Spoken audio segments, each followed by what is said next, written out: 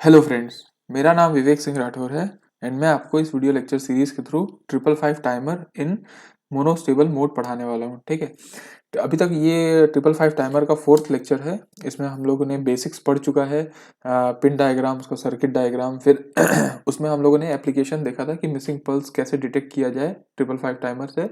फिर मैंने आपको पिछले लेक्चर में अस्टेबल मोड पे उसका वर्किंग बताया कि कैसे बिना कुछ बाहर से ट्रिगर किए अपने आप पल्स जो है वो आपका चेंज होता जाएगा होता जाएगा होता जाएगा विदाउट एनी, वो कैपेसिटर के चार्जिंग डिस्चार्जिंग पे ही होगा।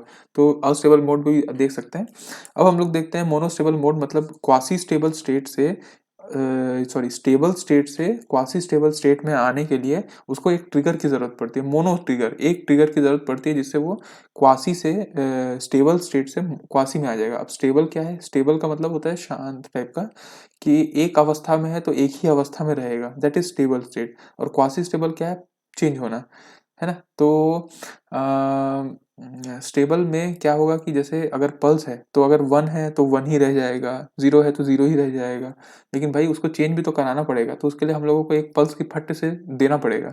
मतलब एक एक स्ट्रोक मारेंगे तब वो बेचारा चेंज होगा, अदरवाइज वो मेंटेन रखेगा। That is called monostable mode. तो 555 टाइमर को ऐसा कैसे किया जा सकता है, क्या सर्किट डायग्राम बनाए कि ऐसा हो सकता है? तो चलिए हम लोग सर्किट डायग्राम को देख के समझने की कोशिश करते हैं। तो इसका सर्किट डायग्राम बनाते हैं। चलिए, सबसे पहले आपको क्या करना है, दो ठोक कंपैरेटर लेना है। तो आप कंपैरेटर ऐसे ले लीजिए, प्लस माइनस, ठीक है।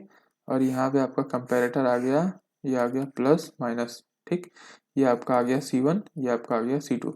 और इसको आप कनेक्ट कर दीजिए ऐसा, इसको आप ऐसा कनेक्ट कर दीजिए। और ये आपका आ गया, ठीक है, एस आर फ्लिप फ्लॉप में क्यू क्यू बार आउटपुट, ठीक। और इसको आप आउटपुट में ले लीजिए, इसको आप क्या कर दीजिए, ट्रांजिस्टर के साथ कनेक्ट कर दीजिए। तो ये आपका ट्रांजिस्टर आ गया, ठीक, ये आपका ट्रांजिस्टर आ गया, ये 7वां नंबर का पिन हो गया। इसको बाद में कनेक्ट करेंगे। यहाँ पे VCC ले लीजिए, VCC, और यहाँ पे आप ले लीजिए पिन, यहाँ पे 5 किलो ओम, 5 किलो ओम, और ये हो गया, ठीक, 5K 5K 5K। इसको आप ले लीजिए और इसको आप यहाँ पे ले लीजिए, इसको आप ले लीजिए, इसको आप यहाँ पे ले लीजिए, यहाँ पे इसको आप कनेक्ट कर दीजिए, इसको आप कनेक्ट कर दीजिए, ठीक है। ये हो गया आपका 0.01 माइक्रोफेरेड हो गया, ठीक है। आई होप आप लोगों को समझ में आ रहा होगा कि ये हम कर क्या रहे हैं। इतने दूसरे आप पिछला वीडियो देखेंगे तो आपको समझ में आ जाएगा। तो ये एक बेसिक डायग्राम है जो आप लोगों को ध्यान रखना है, ठीक है। अगर आप ध्यान दें तो ये आपका 1 नंबर का पिन है, ठीक है। फिर आपका 2 नंबर का पिन ये है और 3 नंबर का पिन ये है। चौथे नंबर के पिन के लिए आपको क्या करना पड़ेगा, यहाँ पे ट्रिगर है, मतलब रीसेट वाला पिन है, ये चौथा नंबर का पिन है, इसको आप चौथे नंबर का पिन बना लीजिए, ठीक है। 5वें नंबर का पिन ये होता है कंट्रोल वोल्टेज। 6वें नंबर का पिन ये होता है आपका थ्रेशोल्ड। 7वें नंबर का पिन ये होता है आपका डिस्चार्ज। और 8वें नंबर का पिन होता है VCC। ये 8 पिन है। तो 555 टाइमर बनाने में तो आपको 2 मिनट 1 मिनट लगेगा, लेकिन फट से आपका बन जाएगा 555 टाइमर, कोई बड़ी बात नहीं है। मेन तो है कि बाहर का जो सर्किट बनाते हैं उसी से हमारा मोड डिसाइड होता है। तो चलिए हम इसका सर्किट डायग्राम भी बना लेते हैं। इसका सर्किट डायग्राम बनाने में ज़्यादा मेहनत नहीं लगेगी। देखिए क्या करें, इस VCC से हम लोग बाहर लेते हैं, इस VCC को थोड़ा सा लेते हैं और यहाँ पे एक ही रजिस्टर लगाते हैं। मोनोस्टेबल में एक रजिस्टर रहेगा RA, ठीक है। और इसी RA के साथ हम लोग आगे कैपेसिटर लगा देंगे, और ये कैपेसिटर है 0.1 माइक्रोफेरेड का, 0.1 माइक्रोफेरेड का रजिस्टर, मतलब ये कैपेसिटर है, ठीक है। मुद्दे की बात यहाँ पे ये है कि जो इस पिछले बार अस्टेबल मोड में दोनों 2 और 6 को कंबाइन करके अपन इसको लगाए थे। इसमें हम लोग क्या है, सिर्फ 6वें नंबर का पिन को हम लोग इससे कनेक्ट कर देते हैं, ठीक है। और यहाँ से आप क्या करिए, यहाँ से एक वायर लेके आप इससे तो कनेक्ट कर ही दीजिए, क्योंकि इसको पाथ भी चाहिए रहेगा तो पाथ आप दे देंगे, ठीक है। इतना सा सर्किट है। इसके अलावा एक तो और सर्किट है, मतलब ये है कि ये 2 नंबर के पिन जो ट्रिगर वाला पिन होता है, इसमें आपको ट्रिगर देना है। तो आप कोई भी ट्रिगर दे दीजिए। लेट सपोज कि हम ब्लू कलर से ट्रिगर देते हैं। यहाँ पे बीच बीच में ट्रिगर देना पड़ेगा, तो आप ऐसे करके कोई ट्रिगर दे दीजिएगा जिसकी वैल्यू ये 1/3 VCC/3 से नीचे जब जाएगा तब इसको कंसिडर करेंगे, उसके ऊपर तो ठीक है। तो ये पल्स होगा। इतना सही सर्किट है, कोई इसमें बहुत बड़ा बात नहीं है इस सर्किट में। अब इसकी हम लोग क्या करेंगे, वर्किंग देखते हैं, वर्किंग कैसे होता है। ठीक है, तो वर्किंग के लिए आप एक वेव फॉर्म का डायग्राम बना लीजिए। ये आपका है, ये आपका है, ठीक है। ये आपका 555 टाइमर के लिए। अब आप क्या कर रहे हैं, यहाँ मैं किस चीज़ की वो देख रहा हूँ, जहाँ हम लोग ट्रिगर दे रहे हैं उसकी। तो ये जो पल्स है, ये पल्सेस को हम लोग कंसीडर करते हैं। लेट सपोज कि यहाँ पे आपने एक नेगेटिव पल्स दिया, ठीक है। फिर बाद में थोड़ी देर बाद आपने नेगेटिव पल्स दिया, फिर आप यहाँ पे नेगेटिव पल्स दे रहे हैं, ठीक है। फिर आप नेगेटिव पल्स दे रहे हैं, ठीक है। ये बीच बीच में अब वो ऊपर नीचे हो गया, उसको आप मान के चलिएगा कि वो सेम लेवल के हैं, ठीक है। हो गया। अब यहाँ पे मेन हम लोग आउटपुट देखना है कि आउटपुट क्या आएगा। इसका ग्राफ भी वो बना देता हूँ मैं, ठीक है। इसका ऐसा करके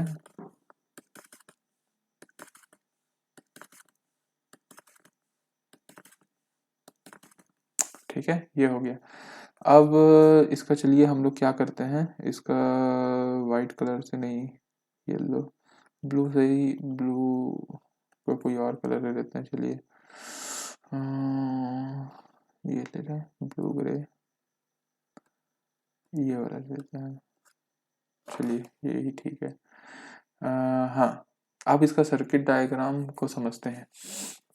कैसे सर्किट डायग्राम को कैसे समझे, देखिए कैपेसिटर को आप मान के चलिए, पहले वो 0 वोल्टेज से कुछ नहीं था, उसके पास कुछ भी नहीं था। जैसे ही स्टार्ट किए ये चार्जिंग होना, चार्जिंग कहाँ से होगा, वीसीसी से इसको पाथ मिला है, वीसीसी से इसको चार्जिंग शुरू हो गया। चार्जिंग शुरू होते ही अब क्या होगा, देखिए ये कनेक्टेड तो सिर्फ 6 नंबर का पिन से है।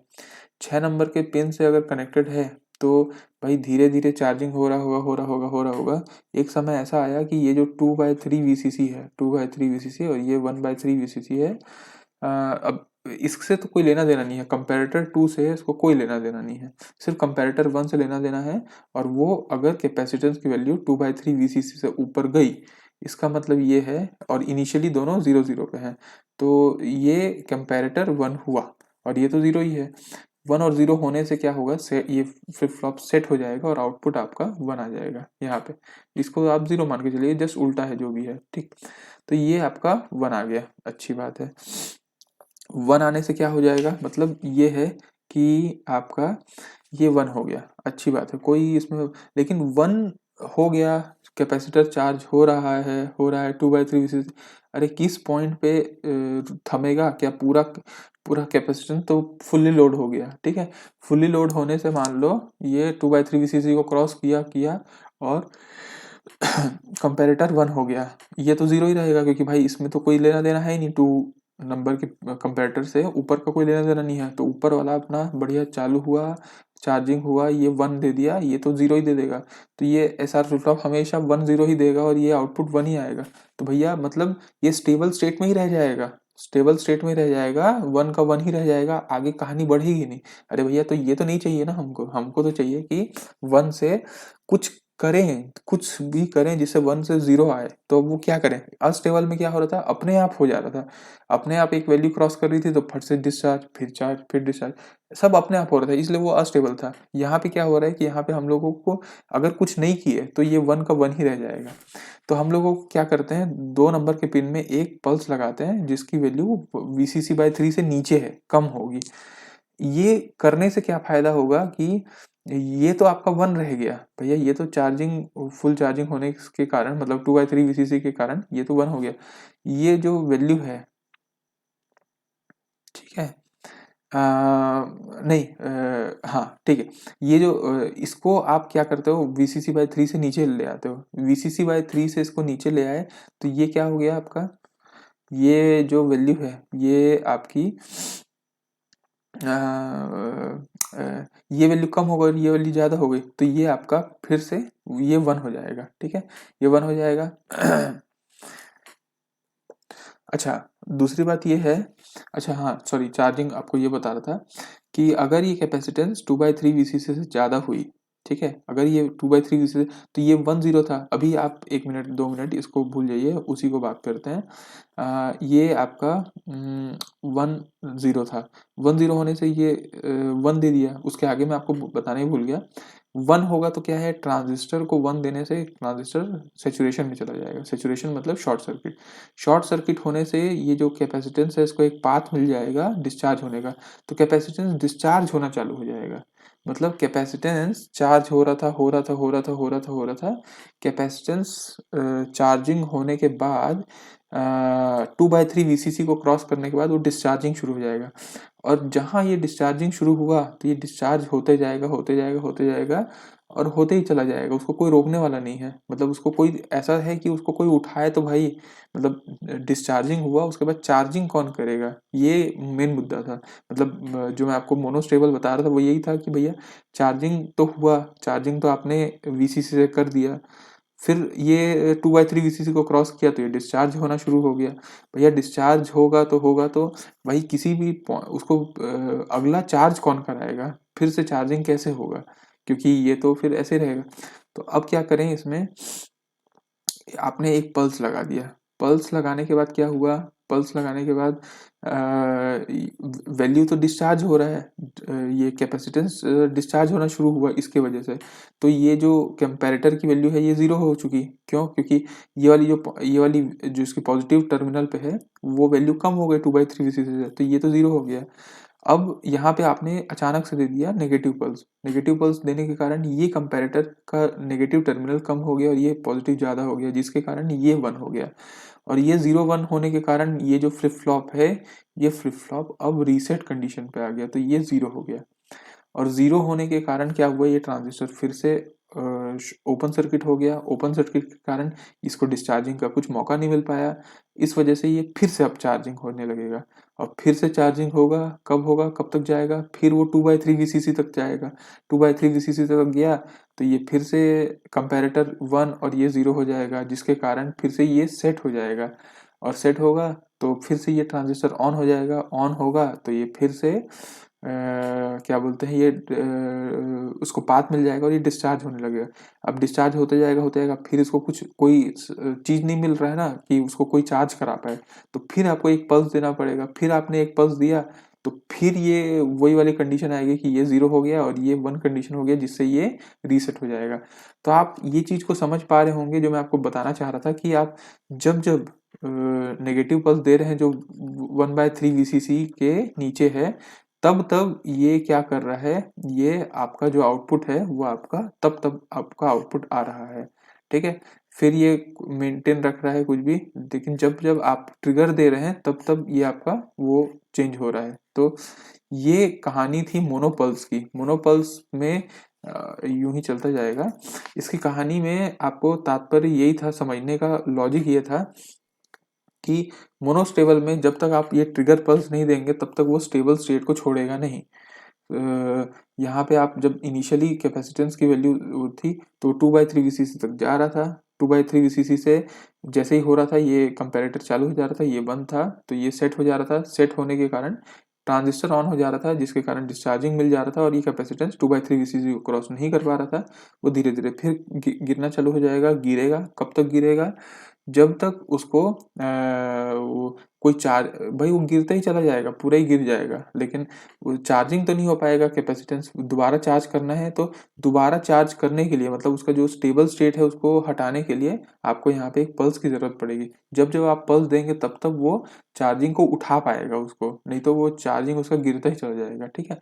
इसको आप देते हैं तो क्या होता है, ये वाली वैल्यू नेगेटिव कम हो जाती है, कम होने से ये कंपैरेटर चालू हो जाता है और इसके कंपैरेटर चालू होने से रीसेट हो जाता है, जिसके कारण ये ट्रांजिस्टर ऑफ हो जाता है।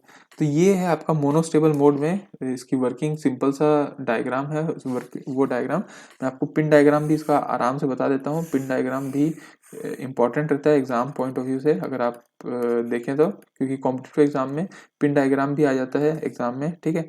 तो आप यहाँ पे बना दीजिए, देखिए 3 नंबर पिन पे आउटपुट है, तो आप यहाँ पे आउटपुट ले लीजिए, ठीक है। आउटपुट 1 नंबर का जो पिन है वो ग्राउंड रहता है, तो आप ग्राउंड ले लीजिए। 5 नंबर का पिन आप जनरली एक कैपेसिटर से आप कनेक्ट करके ग्राउंड कर देते हैं, तो 0.01 माइक्रोफेराड का कैपेसिटेंस ले लिए 5 नंबर का पिन से। 2 नंबर का जो पिन होता है जिसमें आप ट्रिगर देते हैं, तो यहाँ पे आप ट्रिगर दे दिए, तो ये 2 नंबर का पिन है जो नेगेटिव पल्स का ट्रिगर दिए हैं। यहाँ पे आप 7 नंबर का पिन और 6 नंबर का पिन, 6 और 7 नंबर का पिन को आप क्या करते हैं, देखिए पहले आप 8 नंबर का पिन और 4 नंबर का पिन को समझ लीजिए। 8 नंबर का पिन तो डायरेक्टली वीसीसी से कनेक्टेड है, और 4 नंबर का पिन भी डायरेक्टली वीसीसी से है, और ये वाला जो पिन है ये आपका एक RA से रहता है, जो आपका C से कनेक्टेड रहता है। ये हो गया जिससे 6 नंबर का पिन और 7 नंबर का पिन डायरेक्टली कनेक्टेड रहता है, ठीक है। तो सिंपल सा ये 555 टाइमर है जो आप लोगों को समझना था मोनोस्टेबल मोड में। तो आई होप आप लोगों को 555 टाइमर मोनोस्टेबल मोड में, अस्टेबल मोड में, ठीक है, मिसिंग पल्स डिटेक्टर की तरह और ऐसे ही 555 टाइमर आपको समझ में आ गया होगा, ठीक है। तो इस लेक्चर के लिए हम लोग इतना ही काफ़ी रखते हैं, फिर हम लोग मिलेंगे नेक्स्ट लेक्चर में जब हम लोग 555 टाइमर का पल्स विड्थ मॉड्यूलेशन वगैरह टॉपिक देखेंगे, ठीक है। इसके आगे हम लोगों को नेक्स्ट सीरीज भी देखना है 565 की।